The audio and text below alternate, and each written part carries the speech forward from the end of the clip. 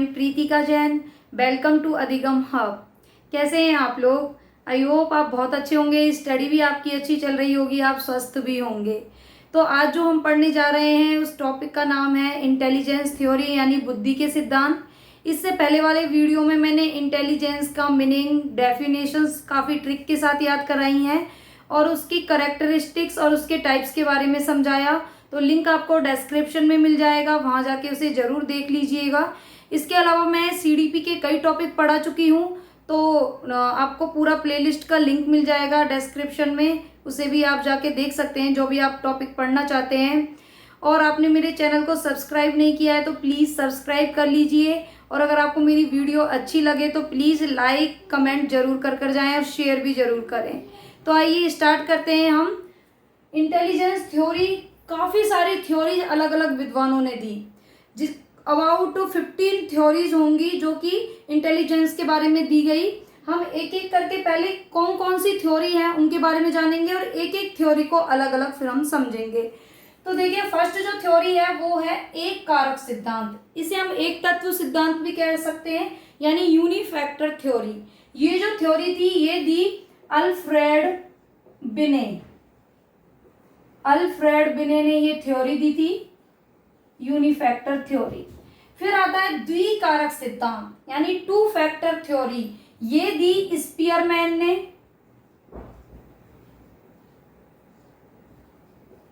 ये जो थ्योरी थी वो दी स्पीयरमैन ने।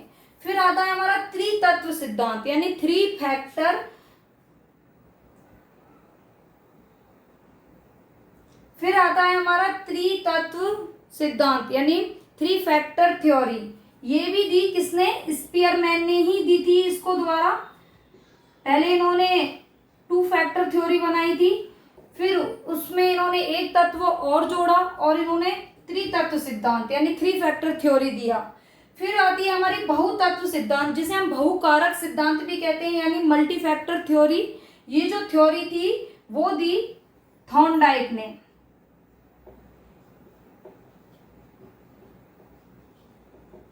ये थ्योरीज कब प्रतिपादित हुई, मतलब कौन से ईयर में, वो जब हम समझेंगे इसको तब मैं आपको सारा अच्छे से बताऊंगी। अभी हम खाली ये देख रहे हैं कि किस किस विद्वान ने कौन कौन सी थ्योरी दी है। फिर आता है समूह कारक सिद्धांत यानी ग्रुप फैक्टर थ्योरी। तो ये जो थ्योरी थी वो दी थर्स्टन ने।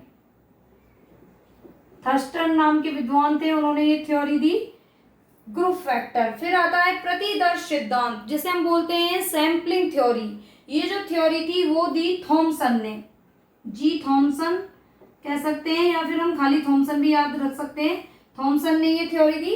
फिर आती है हमारी पदानुक्रमिक सिद्धांत, हायरार्कियल थ्योरी। ये जो थ्योरी थी वो दी दो लोगों ने, श्रिलवर्ट एंड वर्नन।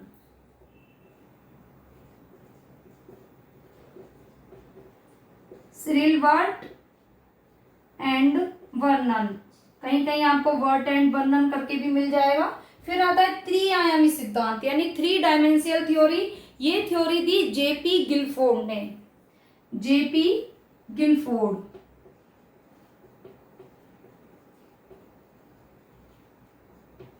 जेपी गिलफोर्ड ने ये थ्योरी दी थी। फिर आती है हमारी बहुबुद्धि सिद्धांत जिसे हम बोलेंगे मल्टी इंटेलिजेंस थ्योरी। बहुबुद्धि सिद्धांत दी हार्वर्ड गार्नर ने, हार्वर्ड गार्नर ने थ्योरी दी मल्टी इंटेलिजेंस थ्योरी। नेक्स्ट आता है हमारा तरल ठोस बुद्धि का सिद्धांत। ये जो थ्योरी थी तरल ठोस और बुद्धि का सिद्धांत, ये दी कैटल ने, ये थ्योरी दी कैटल ने। फिर आता है बुद्धि का आश्चर्यजनक सिद्धांत, बुद्धि का जो सडन थ्योरी जिसे हम कह सकते हैं इंटेलिजेंस की। तो ये जो थ्योरी थी वो दी जॉनसन ने, ब्लूम ने, ये थ्योरी दी ब्लूम ने। फिर आता है लेवल 1 एंड लेवल 2 थ्योरी यानी लेवल 1 और लेवल 2 का सिद्धांत।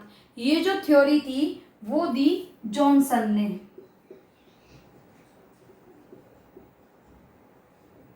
फिर नेक्स्ट थ्योरी आती है विकासात्मक सिद्धांत यानी डेवलपमेंट थ्योरी। ये जो थ्योरी थी वो दी जीन प्याजे ने।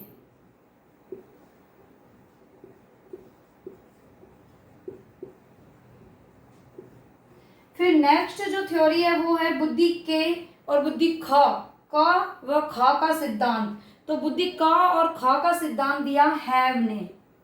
हैव नाम के विद्वान थे, उन्होंने ये सिद्धांत दिया। फिर आती है त्रिचापीय सिद्धांत। जो त्रिचापीय सिद्धांत था ये दिया स्टर्नबर्ग ने। तो इस तरह ये सारी थ्योरीज के विद्वानों के नाम मैंने आपको बताया। अब हम एक एक करके थ्योरीज को समझेंगे। तो सबसे पहले हम देखेंगे एक कारक सिद्धांत यानी यूनिफैक्टर थ्योरी। इसे हम एक खंड सिद्धांत, एक तत्व सिद्धांत के नाम से भी जान सकते हैं। यानी यूनिफैक्टर, एक खंड सिद्धांत, एक तत्व सिद्धांत, एक कारक सिद्धांत, उसे कहेंगे हम क्या, यूनिफैक्टर थ्योरी, जो कि किसने दी, अल्फ्रेड बिने ने। और जो ये जो थ्योरी थी इसके प्रतिपादन में जो अल्फ्रेड बिने का सहयोग किया वो किया टर्मन ने और स्टर्न ने। टर्मन और स्टर्न ने इनका सहयोग किया था। ये जो एक सिद्धांत था एक तरीके से ये प्राचीन सिद्धांत था, यानी इसे एक प्राचीन या पुराना सिद्धांत कहा जाता है। इस थ्योरी में क्या था कि इसमें माना गया जो बुद्धि है वो एक अविभाज्य इकाई है, कि मतलब कोई मान के चलिए ये बुद्धि है, एक तरीके से ये बुद्धि है और एक ये अविभाज्य इकाई है, यानी इसे विभाजित नहीं किया जा सकता। और जो बुद्धि है उसमें एक तत्व यानी सिर्फ एक ही एलिमेंट यहाँ पर बुद्धि में है और इसी के द्वारा सभी प्रकार की मानसिक क्रियाएं की जाती हैं। यानी जितने भी प्रकार के कार्य होते हैं वो सब इसी एक तत्व के द्वारा होती है। यानी जितनी भी मानसिक क्रियाएं होंगी वो इस एक कारक की वजह से होंगी। इधर ये माना गया कि जिसकी बुद्धि जितनी अधिक तीव्र होगी वह उतना ही अच्छे से कार्य कर सकता है, वो उतना ही बुद्धिमान होगा। यानी बुद्धि में एक तत्व है और जिसकी जितनी अच्छी बुद्धि होगी, जितनी तेज बुद्धि होगी, वो उतने ही अच्छे से कार्य कर सकता है। अच्छा, ये जो सिद्धांत है एक तत्व सिद्धांत, इसकी आलोचना की गई और जो जॉनसन नाम के जो विद्वान हैं उन्होंने इस सिद्धांत को कहा निरंकुशवादी सिद्धांत। इस सिद्धांत को क्या कहा, निरंकुशवादी सिद्धांत। इस सिद्धांत की आलोचना की गई क्योंकि ये प्राचीन सिद्धांत था और जॉनसन नाम के विद्वान ने इसको निरंकुशवादी सिद्धांत कहा। इस थ्योरी में बस यही है कि बुद्धि एक अविभाज्य इकाई है, वो सिर्फ एक ही बुद्धि होती है और उसी के द्वारा ही सभी प्रकार के कार्य किए जाते हैं। जिसकी बुद्धि जितनी तीव्र होती है वह उतने ही अच्छे से कार्य करता है। फिर एक कारक थ्योरी के बाद आती है द्विकारक सिद्धांत। तो ये जो द्विकारक सिद्धांत था यानी टू फैक्टर थ्योरी, ये दी चार्ल्स स्पीयरमैन ने। स्पीयरमैन कहाँ के रहने वाले थे, लंदन के, और अल्फ्रेड बिने कहाँ के रहने वाले थे, फ्रांस के। तो स्पीयरमैन ने ये थ्योरी दी द्विकारक। इसे हम द्वितत्व सिद्धांत भी इसे कहा जाता है। एग्जाम्स में किसी भी नाम से मॉडिफाई करके दिया जा सकता है, तो इसलिए द्विकारक, द्विखंड, द्वितत्व ये सब एक ही है, तो इसे द्वितत्व सिद्धांत भी कहा जाता है। अब जो द्वितत्व सिद्धांत है, तो जो स्पीयरमैन थे इन्होंने इसमें ये बताया कि जो बुद्धि होती है वो दो प्रकार की होती है। बुद्धि दो प्रकार की होती है और वो भी कैसे, एक तो होती है जनरल फैक्टर यानी सामान्य कारक,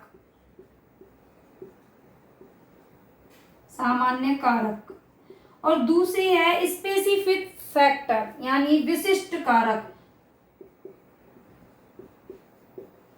यानी दो तरह की बुद्धि बताई, एक तो सामान्य कारक यानी एक तो जनरल और एक स्पेसिफिक। दो तरीके की इंटेलिजेंस को यहाँ पे बताया गया और इसमें ये बताया गया तो जो सामान्य कारक है वो कैसा होता है, जन्मजात होता है। सामान्य कारक कैसे होते हैं, जन्मजात, विद बॉर्न। और जो विशिष्ट कारक होते हैं वो अर्जित होते हैं, यानी इन्हें हम एक तरीके से कह सकते हैं कि वातावरण से हम अर्जित करते हैं। जो ये जनरल फैक्टर होता है यानी सामान्य कारक जो होता है वो एक होता है। इसकी संख्या कितनी होती है, इसकी संख्या होती है एक। और जो विशिष्ट कारक है इसकी संख्या कई बताई गई कि ये कई प्रकार की हो सकती है। और जो जनरल कारक है, सामान्य कारक है, इसे हम शिक्षण, प्रशिक्षण या अधिगम के द्वारा नहीं बदल सकते, यानी इसे बदला नहीं जा सकता, इसे बदला नहीं जा सकता। और जो विशिष्ट कारक है, चूंकि ये वातावरण से अर्जित होती है, तो इसे हम इसे हम बदल सकते हैं। यानी हम किसी को कह सकते हैं कि लर्निंग के जरिए या फिर प्रशिक्षण, किसी भी ट्रेनिंग के द्वारा जो उसका बुद्धि का एक तरीके से स्पेसिफिक फैक्टर बताया, उसे चेंज किया जा सकता है, यानी बदला जा सकता है। ये जो सिद्धांत है इसे राजतंत्रीय सिद्धांत भी कहा गया। क्यों? क्योंकि यहाँ पर जो सामान्य कारक है वो एक तरीके से राजा की तरह कार्य करता है। किसकी तरह? राजा की तरह। सामान्य जो कारक है वो एक राजा की तरह कार्य करता है, और जो स्पेसिफिक यानी विशिष्ट कारक है वो यहाँ पर एक प्रजा की तरह कार्य करता है। तो इसे इस तरीके से एक राजतंत्रीय कारक भी कहा गया। और जो स्पीयरमैन थे, इन्होंने बुद्धि का संबंध किससे बताया? चिंतन से, कि जो बुद्धि है वो चिंतन के जरिए होती है, और जो बुद्धि होती है वो दो तरीके की होती है, एक तो सामान्य कारक और एक यानी कह सकते हैं कि सामान्य बुद्धि और विशिष्ट बुद्धि, यानी जिसे हम बदल नहीं सकते, जो जन्मजात होती है, जिसकी संख्या एक होती है और जो राजा की तरह कार्य करती है। दूसरी में क्या होता है कि इसे हम वातावरण से अर्जित कर सकते हैं, इसे बदला जा सकता है, ये कई प्रकार की होती है और एक तरीके से प्रजा की तरह कार्य करती है। यानी इन्होंने दो फैक्टर बताए, जी और एस। आगे चल के स्पीयरमैन ने जो अपनी थ्योरी दी, यानी इसमें कुछ चेंजेस किए इस थ्योरी में, और अगली थ्योरी दी वो थी त्रिकारक, त्रितत्व सिद्धांत कह सकते हैं उसे हम। तो द्विकारक में जो स्पीयरमैन ने बताया जी और एक बताया एस, यानी सामान्य कारक और विशिष्ट कारक, और जो तीसरा इन्होंने बताया वो था जी प्लस में एस, यानी समूह, एक समूह तत्व, और इन्होंने त्रितत्व सिद्धांत में बताया, यानी इन्होंने जो द्वितत्व या द्विकारक सिद्धांत दिया था उसमें करेक्शन किया, संशोधन किया, और फिर एक तीसरा एलिमेंट भी ये लेकर आए, यानी एक तो सामान्य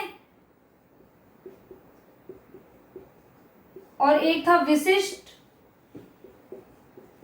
और फिर एक तीसरा एलिमेंट यानी जी प्लस में एस, यानी दोनों का एक तरीके से समूह कह सकते हैं इसे हम, सामूहिक तत्व, यानी सामान्य और विशिष्ट का एक सामूहिक तत्व। और इन्होंने बाद में बताया था, यानी ये इस तरीके से हम समझ सकते हैं कि एक तो ये जी है और एक ये एस है, और इनके बीच में ये जो आ गया, इनके बीच में यानी एक बीच में जो कार्य कर रहा है इन दोनों के बीच में, वो क्या हो गया यहाँ पर? वो हो गया तीसरा जी प्लस में एस वाला, यानी सामूहिक तत्व।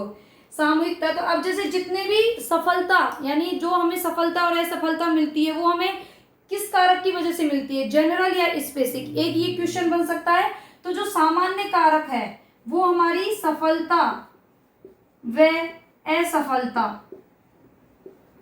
के लिए जिम्मेदार होता है। सफलता व असफलता के लिए कौन सा कारक जिम्मेदार होता है? सामान्य कारक। और विशिष्ट कारक में क्या होता है? विशिष्ट कारक में ये होता है कि किसी प्रकार की, अब मान के चलिए कि आपको अंग्रेजी आती है, तो एक तरीके से वहां पे सामान्य कारक तो काम कर ही रहा है, लेकिन आप अंग्रेजी में बहुत विद्वान बन गए, यानी आपने एक विशिष्टता हासिल कर ली है, तो वहां पर कौन सा फैक्टर काम करेगा?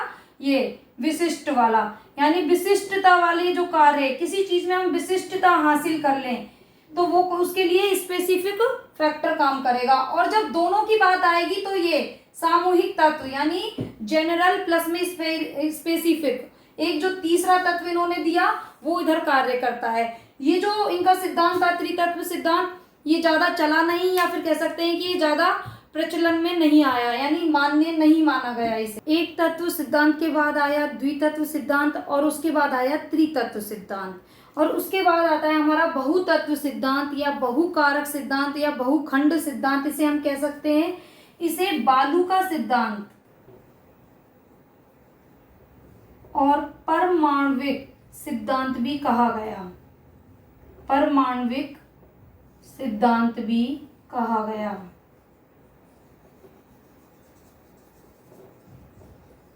अब बात आती है कि इसे बालू का सिद्धांत क्यों कहा गया, परमाण्विक सिद्धांत इसका नाम क्यों पड़ा? क्योंकि जो थॉर्नडाइक थे उन्होंने बताया कि बुद्धि में ना तो एक तत्व होता है, ना दो तत्व होता है, ना तीन तत्व होते हैं, बुद्धि में बहुत सारे तत्व होते हैं। मान के चलिए ये बुद्धि है तो इसमें छोटे छोटे छोटे छोटे बहुत सारे तत्व होते हैं। ये जितने यानी जितनी भी मानसिक क्रियाएं होती हैं उतने ही सारे बुद्धि के अंदर तत्व विद्यमान होते हैं। यानी जैसे कि आप मान के चलिए जो बालू होती है, उसमें एक तरीके से रेत होती है, तो उसमें क्या छोटे छोटे बहुत सारे कण होते हैं, या फिर परमाणु क्यों कहा, जैसे कि उसमें बहुत सारे अणु पाए जाते हैं छोटे छोटे। इसी तरह बुद्धि में भी बहुत सारे छोटे छोटे तत्व पाए जाते हैं, यानी कई तत्व पाए जाते हैं। और जो हर तत्व होता है, यानी हर एक तत्व की, यानी जितनी भी मानसिक क्रियाएं होंगी, सबके सबके पीछे कोई ना कोई एक कारक यानी एक तत्व होता है, और हर एक तत्व की कोई ना कोई क्या होती है, सूक्ष्म योग्यता। हर तत्व में कोई ना कोई सूक्ष्म योग्यता होती है। और जो थॉर्नडाइक थे, इन्होंने ये भी माना कि 18 वर्ष की आयु तक, 18 वर्ष की आयु तक व्यक्ति में बुद्धि का, जो कहते हैं कि बुद्धि का स्तर होता है, जितना बढ़ना होता है वो बढ़ जाता है। यानी 18 वर्ष तक की आयु में पूर्णतया बुद्धि का विकास हो चुका होता है। और बुद्धि बहुत सारे तत्वों से बनी होती है, जिस तरह बालू में बहुत सारे रेत के कण होते हैं और परमाणु में बहुत सारे अणुओं के छोटे छोटे कण होते हैं, इसलिए इसे भी कि इसी तरह बुद्धि में भी बहुत सारे तत्व और खंड पाए जाते हैं, और हर एक तत्व की सूक्ष्म योग्यता होती है। हर एक जो मानसिक क्रिया होती है उसके पीछे कोई ना कोई तत्व होता है, यानी जितनी ज्यादा मानसिक क्रियाएं होंगी उतने ही ज्यादा से ज्यादा बुद्धि में तत्व होंगे। इन्होंने ये भी कहा कि जब कठिनाई का स्तर बढ़ जाता है, जब कठिनाई का स्तर बढ़ता है तो बुद्धि कैसी हो जाती है, तीव्र।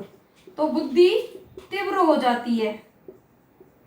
और जब कठिनाई का स्तर घट जाता है, जब कठिनाई का स्तर घटेगा तो बुद्धि का जो चाल्यमान है, बुद्धि कैसी हो जाएगी, मंद पड़ जाती है। यानी जिस तरीके से हमारे सामने कोई कठिनाई आती है तो हमारे बुद्धि के जो तत्व है वो एक तरीके से उनमें तीव्रता आ जाती है।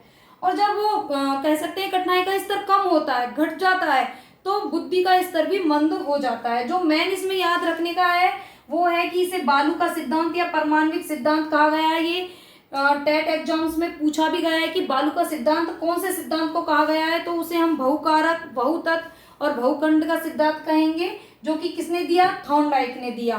और इसमें इन्होंने क्या बताया कि बुद्धि के बहुत सारे तत्व होते हैं। और अगली हमारी जो थ्योरी है वो है ग्रुप फैक्टर थ्योरी, यानी समूह तत्व का सिद्धांत, समूह कारक का सिद्धांत, या फिर इसे संघ सत्तात्मक सिद्धांत भी कहा जाता है।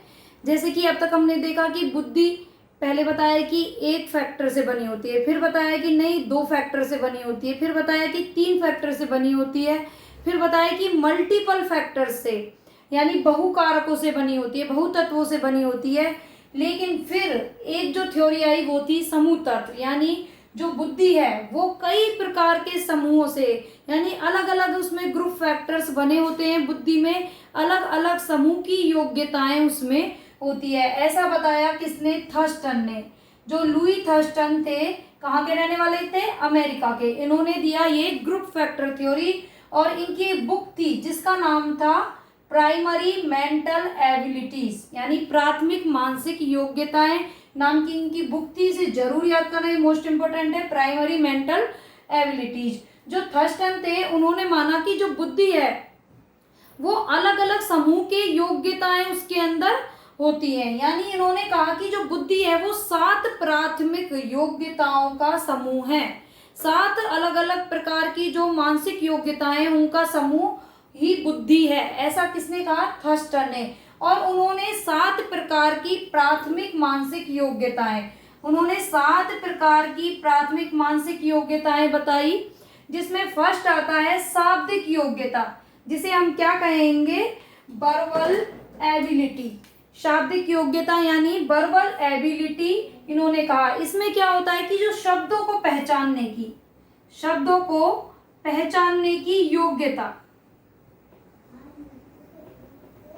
शब्दों को पहचानने की योग्यता जिस बुद्धि में, जिस फैक्टर में पाया जाता है वो है कौन सी, वर्बल एबिलिटी। फिर आता है स्मरण शक्ति यानी मेमोरी एबिलिटी। जो मेमोरी एबिलिटी इन्होंने एक ये प्राथमिक मानसिक योग्यताएं 7 प्रकार की थी, तो एक एक करके इन्होंने बताई, जिसमें आती है दूसरी हमारी स्मरण शक्ति यानी मेमोरी एबिलिटी। इसमें ये होता है कि आपकी याद करने की क्षमता, इसमें जो बताया क्या था, वो याद करने की क्षमता किसी की कैसी है, किस तरह की है, तो यानी जो याद करने की क्षमता योग्यता होती है वो किस में आएगी, मेमोरी एबिलिटी में, यानी याद करने की क्षमता। नेक्स्ट आता है प्रत्यक्षात्मक योग्यता, जिसे हम कहेंगे परसेप्चुअल एबिलिटी। प्रत्यक्षात्मक योग्यता क्या होती है, यानी किसी चीज को हम प्रत्यक्ष देखकर, जब हम किसी चीज को देखकर पहचान ले, यानी किसी भी वस्तु को देखकर पहचानना, वस्तु को देखकर पहचानना, यानी वस्तु को देखकर जो पहचानने की योग्यता आएगी वो किसमें आएगी, परसेप्चुअल एबिलिटी में। प्रत्यक्षात्मक योग्यता या इसे हम वस्तु प्रेक्षण योग्यता भी कहते हैं, क्या इंग्लिश में कहेंगे हम परसेप्चुअल एबिलिटी, यानी किसी भी वस्तु को देखकर उसे तुरंत पहचान लेना, उसे उस वस्तु को याद में आ जाना, यानी उस वस्तु को कहें कि कोई वस्तु हमने देखी और वो हमें याद आ गई कि ये मतलब क्या है, तो वो क्या होगी, उसमें कौन सी योग्यता काम करेगी, परसेप्चुअल एबिलिटी। फिर आती है आंकिक योग्यता, यानी न्यूमेरिकल एबिलिटी, या फिर हम इसे नंबर एबिलिटी भी कह सकते हैं। तो इसमें क्या आता है कि अंकों को पहचानने की, अंकों को पहचानने की, अंकों को याद करने की योग्यता, यानी ये अंकों से संबंधित होगी यानी अंकों से संबंधित जो योग्यता एबिलिटी हमें होगी वो होगी हमारी नंबर एबिलिटी या न्यूमेरिकल एबिलिटी। फिर आता है तार्किक योग्यता, जिसे हम क्या कहेंगे, रीजनिंग एबिलिटी।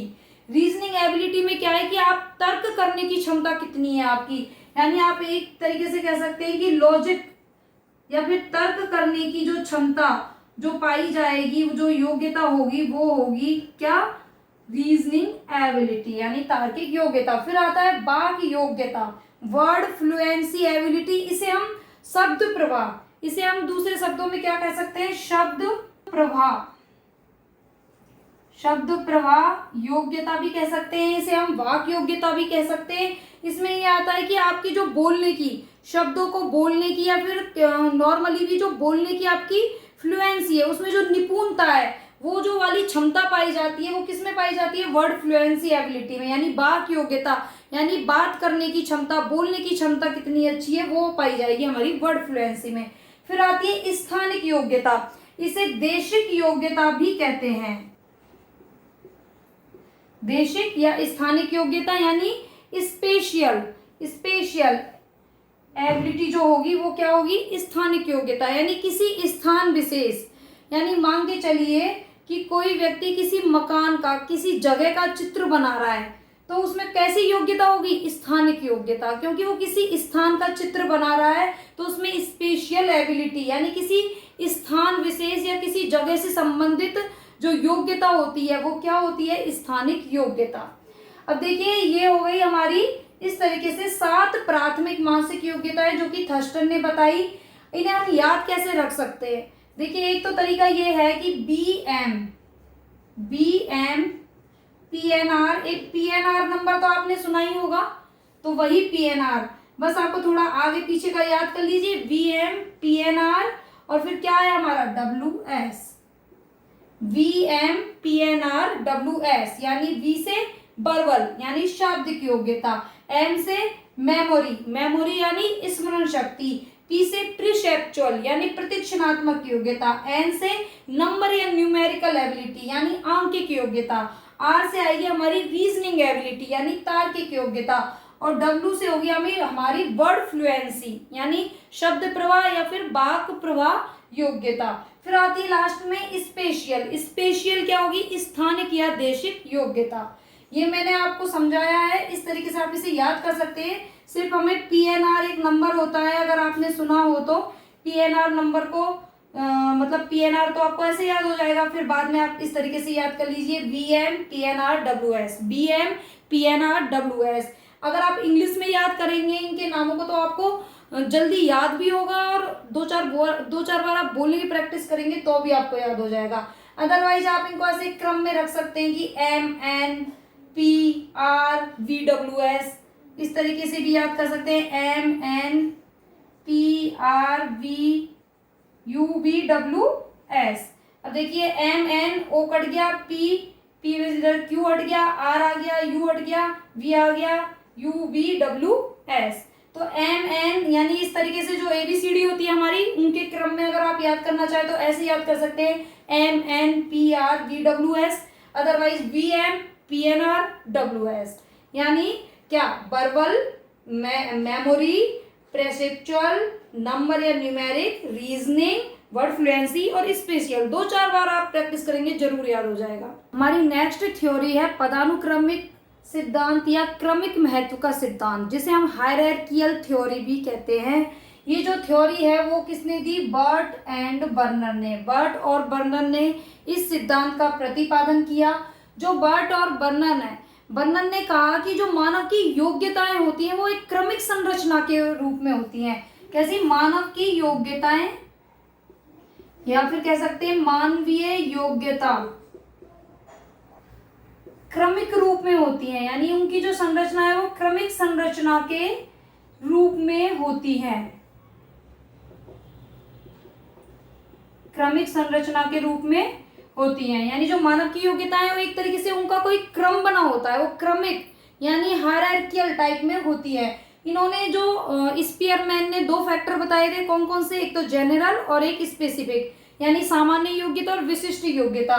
तो जो ये बर्नर थे, इन्होंने जो सामान्य योग्यता यानी जी फैक्टर को उच्च स्थान दिया।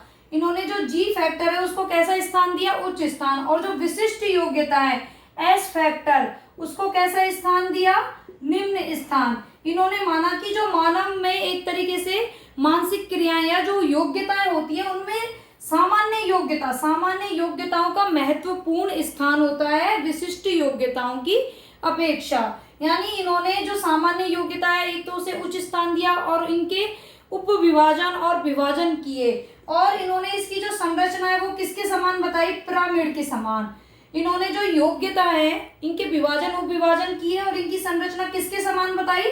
पिरामिड के समान। और इन्होंने जो सामान्य योग्यता या सामान्य विशिष्ट कारकों की अपेक्षा सामान्य कारकों को अधिक महत्वपूर्ण और उच्च स्थान इन्होंने दिया। और ये बताया कि जो मानवीय योग्यताएं होती है वो क्रम में होती हैं, यानी उनकी जो संरचना होती है वो क्रमिक संरचना के रूप में होती है। और हमारा जो अगला सिद्धांत है वो है प्रतिदर्श या न्यायदर्श, या फिर कहेंगे वर्ग घटक का सिद्धांत, जिसे हम इंग्लिश में कहते हैं सैम्पलिंग थ्योरी।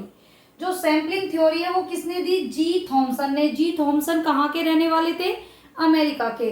अब सबसे पहले हम ये जानेंगे कि प्रतिदर्श या न्यायदर्श होता क्या है। मान के चलिए कोई बहुत सारी चीज है, ठीक है, इसमें से हमने थोड़ा सा चीज, ये जो थोड़ी सी कोई चीज निकाल ली, तो ये क्या कहलाएगा? यानी समग्रता। यानी समग्रता क्या होती है? कोई समूह, बहुत सारी चीजें, उनमें से हमने थोड़ी सी चीज निकाली, थोड़ा सा उसका, यानी कोई ये समग्र क्या होता है? यानी हॉल। आपने थ्योरी भी पढ़ी होगी समग्रता का सिद्धांत, हॉल थ्योरी। तो उसमें से हमने एक अंश यानी थोड़ा सा कोई टुकड़ा, थोड़ा सा चीज निकाल लिया, तो इसे हम क्या कहेंगे? सैम्पलिंग। इसे हम कहेंगे न्यायदर्श कह सकते हैं हम हिंदी में, प्रतिदर्श कह सकते हैं, और हम इसे क्या कहेंगे? सैम्पलिंग। इंग्लिश में सैंपल जो होता है, जैसे कि हम जांच करवाने के लिए जाते हैं तो सैंपल लेते हैं ना, या पूरा ब्लड ही निकाल के दे देते हैं कि लो चेक कर लो, नहीं, हम थोड़ा सा उसका सैंपल देते हैं और फिर उसकी चेकिंग होती है। जैसे कि हम कभी गेहूं वगैरह या फिर कोई भी फसल जैसे सरसों वगैरह खरीदने जाते हैं तो हम क्या करते हैं?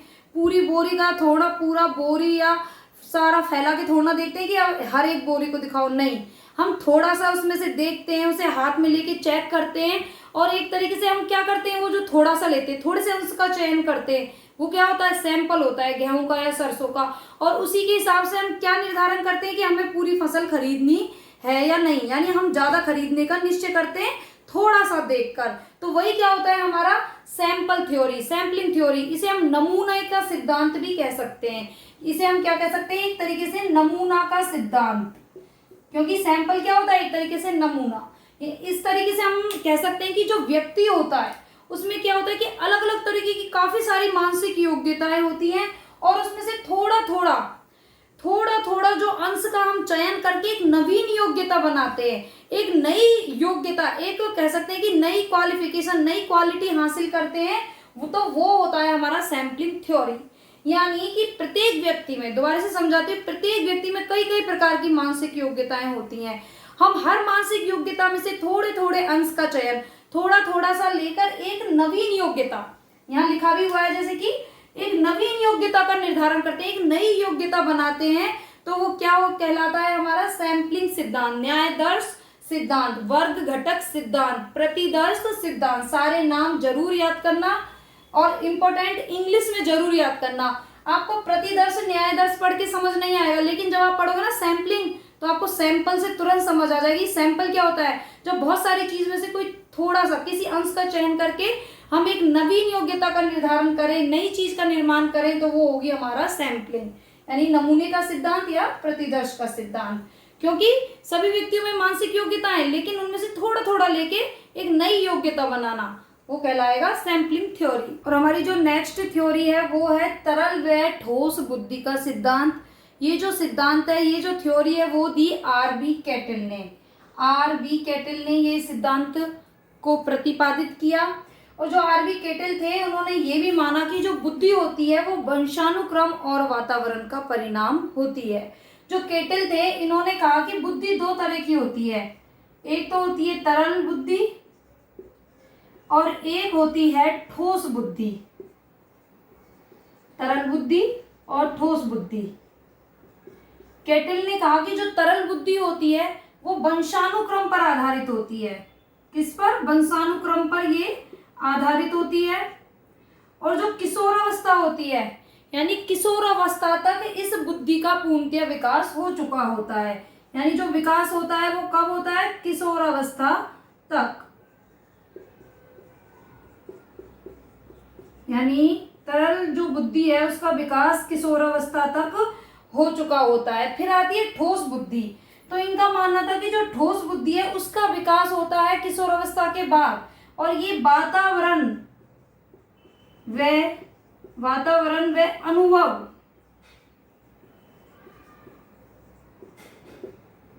यानी वातावरण और अनुभव से जो व्यक्ति को एक तरीके से जो अनुभव प्राप्त होता है वातावरण से, उसके द्वारा ही उसकी ठोस बुद्धि का आगे, यानी कब? किशोरावस्था के बाद विकास होता है। ये जो ठोस बुद्धि है इसका विकास होता है किशोरावस्था के बाद। और ये जो ठोस बुद्धि है ये एक तरीके से वातावरण जनित होती है, यानी कह सकते हैं एक एक्सपीरियंस से या फिर वातावरण जनित होती है, यानी व्यक्ति अपने अनुभवों के द्वारा इस बुद्धि का विकास करता है। किस बुद्धि का? ठोस बुद्धि का। और जो तरल बुद्धि होती है वो वंशानुक्रम पर आधारित होती है। किशोरावस्था तक इसका पूर्णतः विकास हो चुका होता है, लेकिन ठोस बुद्धि वातावरण जनित होती है और अनुभव के द्वारा इसका विकास होता है। और इसका जो विकास है वो कब होता है? किशोरावस्था के बाद ये विकसित होना शुरू करती है। इसलिए केटल ने कहा कि जो बुद्धि है वो वंशानुक्रम व वातावरण का परिणाम है। फिर अगला सिद्धांत आता है आश्चर्यजनक सिद्धांत। ये जो सिद्धांत है वो किसने दिया? ये सिद्धांत दिया ब्लूम ने। और जो ब्लूम थे उनका मानना था कि बुद्धि जैसी कोई चीज होती ही नहीं है। वाकई में जब ब्लूम ने ये माना कि बुद्धि जैसी कोई चीज नहीं होती है, तो ये वाकई में अपने आप में एक आश्चर्यजनक थ्योरी तो है ही। और इसलिए चूंकि ब्लूम ने ये माना कि बुद्धि जैसी कोई चीज ही नहीं होती है, इसलिए इसे अनोखा सिद्धांत भी कहा जाता है। कैसा सिद्धांत? अनोखा सिद्धांत। क्योंकि ब्लूम ने तो यही कह दिया कि भाई बुद्धि तो होती नहीं है, बुद्धि जैसी कोई चीज ही नहीं बनी है, तो इसलिए इसे आश्चर्यजनक सिद्धांत या अनोखा सिद्धांत कहते हैं। फिर आता है हमारा अगली थ्योरी लेवल 1 व लेवल 2 सिद्धांत, यानी लेवल 1 और लेवल 2 सिद्धांत, जो कि किसने दिया? जो कि दिया जॉनसन ने। तो इनों का मानना था कि जो बुद्धि होती है वो 2 लेवल्स में बटी होती है, level first and level second. जो लेवल फर्स्ट होती है वो प्राइमरी इंटेलिजेंस होता है, यानी प्राथमिक बुद्धि। और जो लेवल 2 होता है वो कैसी इंटेलिजेंस होता है? सेकेंडरी इंटेलिजेंस होता है, यानी द्वितीय बुद्धि। जो लेवल फर्स्ट होता है वो वंशानुक्रम पर आधारित होता है। किस पर आधारित? वंशानुक्रम पर। और जो लेवल 2 होगा वो किस पर आधारित होगा? वातावरण पर आधारित। अब आती है हमारी अगली थ्योरी बुद्धि का व बुद्धि खा। बुद्धि का व बुद्धि खा का सिद्धांत। ये जो सिद्धांत के प्रतिपादन किया वो किया हैव ने, यानी इस सिद्धांत के प्रतिपादन करता कौन थे? हैव। तो हैव ने क्या कहा कि जो बुद्धि का होती है उसमें जन्मजात गुण पाए जाते हैं। बुद्धि का में जन्मजात गुण पाए जाते हैं। और जो बुद्धि खा होती है वो अधिगम अनुभव और उसमें वातावरण संबंधी घटक पाए जाते हैं। अधिगम अनुभव यानी एक एक्सपीरियंस लर्निंग जिसे हम कह सकते हैं। और जो एटमॉस्फेयर, हमारे चारों ओर के जो वातावरण के घटक होते हैं वो इसमें पाए जाते हैं। और हैव ने ये भी माना कि एक अलग प्रकार की और बुद्धि होती है जो कि होती है कै प्लस में खा, जिसे हम कह सकते हैं बुद्धि ग, यानी ग भी एक बुद्धि होती है जो कि क और ख से मिलके बनी होती है। और ये तीनों प्रकार की बुद्धि जब कार्य करती हैं तो व्यक्ति किसी भी प्रकार की समस्या का समाधान करता है। ऐसा मानना था हैव का कि बुद्धि क, बुद्धि ख और बुद्धि ग मिलकर किसी भी प्रकार की समस्याओं का समाधान आसानी से कर सकती है। और अगला सिद्धांत है त्रिचापीय सिद्धांत या फिर कह सकते हैं त्रितंत्र सिद्धांत। ये जो सिद्धांत है ये दिया किन्होंने? स्टर्नबर्ग ने ये सिद्धांत दिया था और इसे त्रिघटक सिद्धांत भी कहा जाता है। जो स्टर्नबर्ग थे इन्होंने बुद्धि को 3 भागों में बांटा। पहला है घटक या विश्लेषणात्मक बुद्धि, दूसरा अनुभवजन्य या सृजनात्मक बुद्धि और तीसरा है संदर्भात्मक या फिर व्यवहारिक बुद्धि। अब पहले हम समझेंगे कि घटक या विश्लेषणात्मक बुद्धि क्या है। यानी ऐसी बुद्धि जब समस्याओं का समाधान करने के लिए बुद्धि जब सूचनाओं का विश्लेषण करे, क्या करे? जब बुद्धि सूचनाओं का विश्लेषण करे तो वो क्या होगी? घटक या विश्लेषणात्मक बुद्धि। यानी जब एक तरीके से कह सकते हैं जो घटक है उनका विश्लेषण यानी समस्याओं का समाधान करने के लिए उनका विश्लेषण किया जाए, यानी हम कह सकते हैं कि समस्या समाधान के लिए सूचनाओं का विश्लेषण। सीधा लिखे तो हम यहाँ पे कह सकते हैं कि सूचनाओं का इसमें विश्लेषण किया जाता है।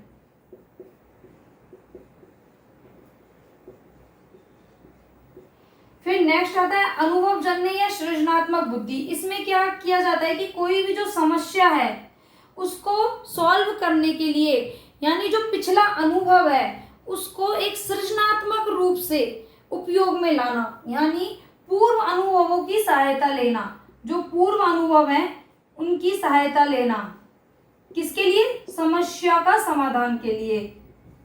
इसमें पूर्व अनुभवों की सहायता ली जाती है और फिर क्या? एक सृजनात्मक तरीके से, यानी कह सकते हैं कि एक उसकी समस्या के समाधान का सृजन किया जाता है पूर्व अनुभवों के आधार पर। यानी एक जो हमारा लास्ट एक्सपीरियंस है, प्रीवियस एक्सपीरियंस है, उसके आधार पर समस्याओं को एक तरीके से समाधान करना। फिर नेक्स्ट आता है संदर्भात्मक या व्यवहारिक बुद्धि। संदर्भात्मक, संदर्भ क्या होता है? एक तरीके से संदर्भ, इसे हम प्रसंग भी कह सकते हैं। क्या कह सकते हैं? प्रसंग, यानी प्रसंग या व्यवहारिक बुद्धि। इसमें क्या होता है? जो दिन प्रतिदिन या जो हमारे व्यवहार में जो समस्याएं आती हैं उनको समाधान करना, उनकी जो समस्याएं हैं उन्हें दिन प्रतिदिन में आने वाली समस्याओं का समाधान करना संदर्भात्मक या व्यवहारिक बुद्धि के द्वारा किया जाता है। यानी दिन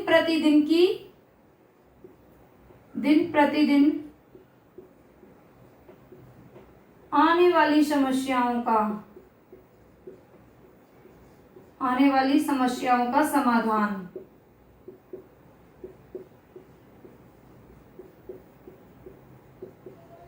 तो देखिए पहला क्या है, हम इस तरीके से भी याद कर सकते हैं, घटक, अनुभव और संदर्भ या प्रसंग, या फिर विश्लेषणात्मक बुद्धि, सृजनात्मक बुद्धि और व्यवहारिक बुद्धि। यानी इसमें क्या किया जाता है? जब भी कोई समस्या आती है तो जो सूचनाएं हैं, घटक हैं, उनका विश्लेषण किया जाता है।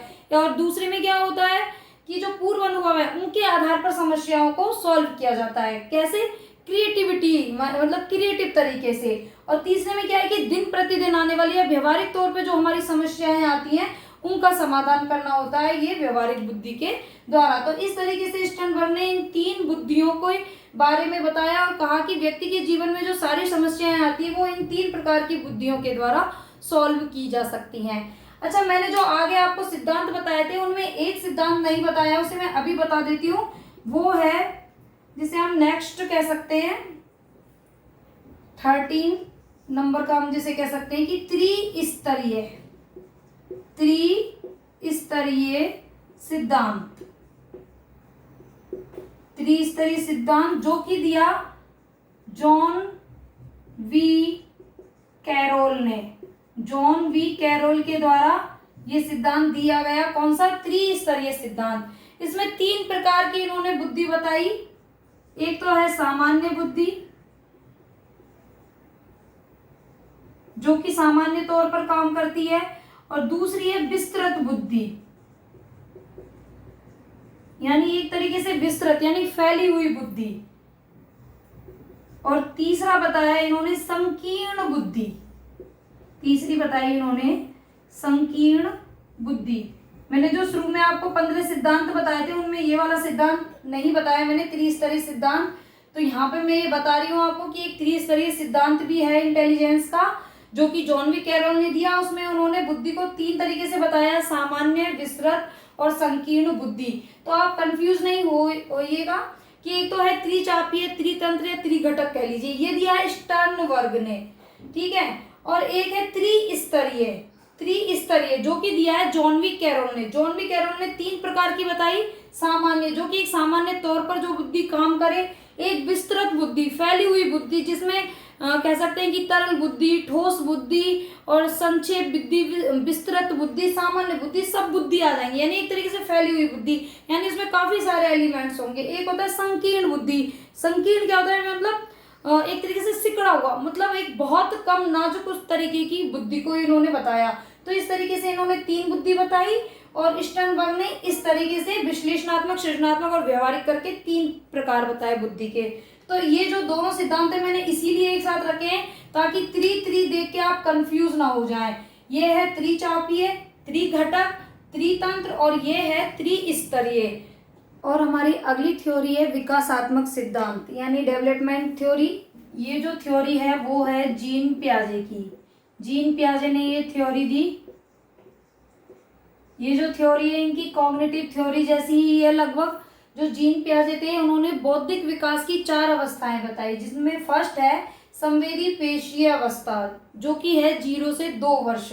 फिर आती है पूर्व वैचारिक क्रियावस्था 2 से 6 वर्ष की अवस्था।